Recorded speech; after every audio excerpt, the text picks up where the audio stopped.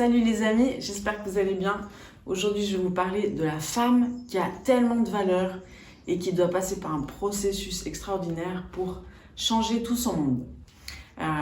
Donc d'abord, je vais citer le psaume 68 au verset 11 qui dit « À la voix de l'Éternel, les messagères de bonnes nouvelles forment une grande armée. » Donc c'est intéressant parce que ça parle des femmes.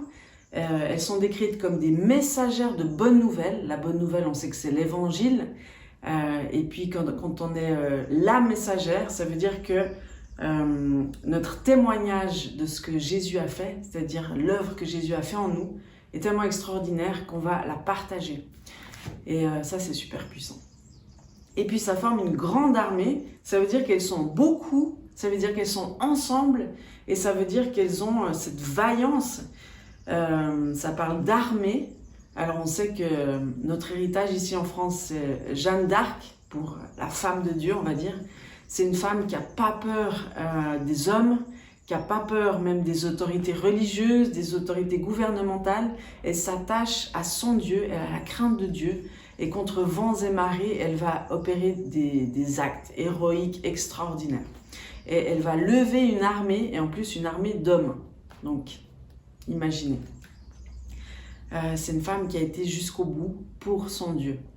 Et ça me fait penser, cet amour extravagant, cet amour qui se donne entièrement, ça me fait penser à Marie de Magdala, qui a fait exactement la même chose quand elle a répandu ce parfum de grand prix, donc elle a tout donné. C'était un sacrifice qui lui a coûté, un sacrifice d'amour, et puis elle s'est déversée vers Jésus, elle s'est mise en grande vulnérabilité devant lui, à genoux, en lui essuyant les pieds avec ses cheveux. Enfin, c'est un acte qui peut paraître choquant. D'ailleurs, Simon le pharisien, lui, il était choqué. Il s'est dit, non, mais lui, s'il était vraiment prophète, il ne laisserait pas faire ça, parce qu'elle a une mauvaise réputation. Alors, en plus, Jésus la connaît, cette Marie de Magdala, parce qu'il a chassé 7 esprits mauvais d'elle. Et puis, elle, dans sa reconnaissance, elle s'est donnée à Jésus, c'est devenu une de ses disciples. Et ça a été... Elle est unique, cette femme, parce qu'elle était là à la mort de Jésus, elle était là à sa résurrection.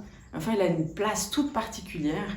Et elle a l'air comme ça, tout à fait normal. Hein. On a tous besoin d'être visités par Jésus. On a tous un passé à traiter. On a tous des délivrances à vivre. Et pourtant, c'est écrit, elle est citée dans les 4 évangiles. Et puis, c'est écrit d'elle qu'on s'en rappellera de cette femme et qu'on continuera jusqu'au bout à en parler.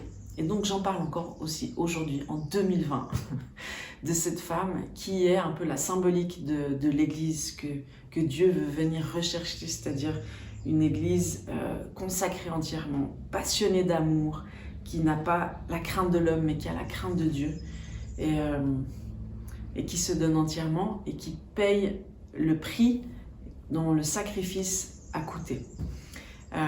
Alors c'est vrai que la femme, elle a été contestée de tout temps. Hein, on voit en plus le serpent, il a été vers Ève parce qu'il savait que c'était que Dieu avait créé la femme avec une grande influence. Il savait que s'il touchait Ève, il toucherait Adam. Donc c'est pas anodin si le serpent il va parler à Ève. C'est pas anodin non plus quand l'Éternel dit au peuple d'Israël, ne vous mariez pas avec des femmes étrangères parce que vous allez finir par adorer les faux dieux de ce peuple-là. Il sait qu'il a formé la femme pour être une personne d'influence, mais c'était pour sa gloire. Parce qu'une femme, une mère de famille, elle peut tenir toute sa maison dans l'harmonie, dans la lumière. Elle va chercher dans l'intimité auprès du Père, la force. Elle va décréter des choses sur sa famille, elle va parler avec sa bouche, elle est prophétique, elle porte la vie, donc c'est avec sa parole, c'est avec sa présence, et puis elle va rassembler, elle a ce pouvoir-là. Donc bien sûr que le pouvoir, il peut être utilisé pour la vie ou pour la mort, et c'est sûr que l'ennemi va essayer d'attaquer la femme dès que possible. On voit que dans tous les milieux très religieux, la femme est totalement dominée, écrasée, et qu'il y a bien des pays où la femme est malmenée sur tous les plans. Et pourtant, la femme, c'est l'arme secrète que Dieu s'est préparée, et en particulier pour les derniers temps. mais pour pouvoir l'utiliser pleinement, à bon escient, on va dire, eh bien, elle a besoin de passer par un processus de restauration. Premièrement, elle a besoin d'être guérie dans son identité. Elle a besoin de retrouver sa valeur, d'être libérée du rejet, libérée de l'abandon, libérée d'une mauvaise estime d'elle-même. Elle a besoin de se réconcilier avec son corps. Elle a besoin d'être délivrée des droits que l'ennemi peut avoir sur elle de génération en génération. Elle a besoin, pour être ensemble et former cette grande armée de messagères, elle a besoin d'être délivrée de la jalousie, de la comparaison, de toutes ces choses-là qui nous empêchent d'être pleinement ces femmes que Dieu attend de nous et d'avoir cette puissance décuplée qui sort de nos entrailles. Parce que Dieu il nous a créés pour porter la vie, mais à plusieurs niveaux. Il nous a créés aussi pour être une aide, un coach pour notre mari, pour pouvoir le propulser, lui donner la force d'accomplir aussi sa mission, une force d'intercession, une force d'encouragement, une force de tenue, de persévérance, on va dire, d'endurance. Et puis cette force-là, la femme, elle va la chercher en Dieu. En Dieu.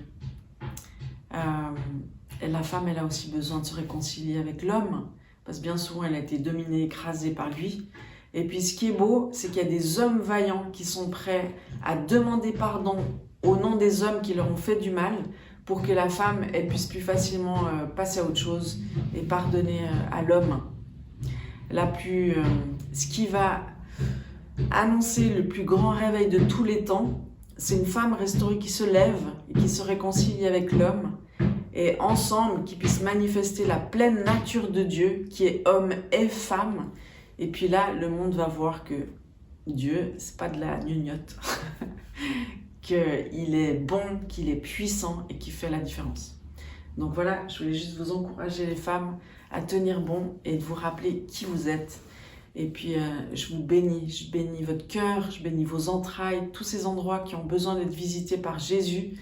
Je prie que Jésus puisse être révélé à vous comme votre époux parfait, qui prenne la première place dans tous les domaines de votre vie. Et voilà, je libère la vie sur vous, dans le nom de Jésus. Bye.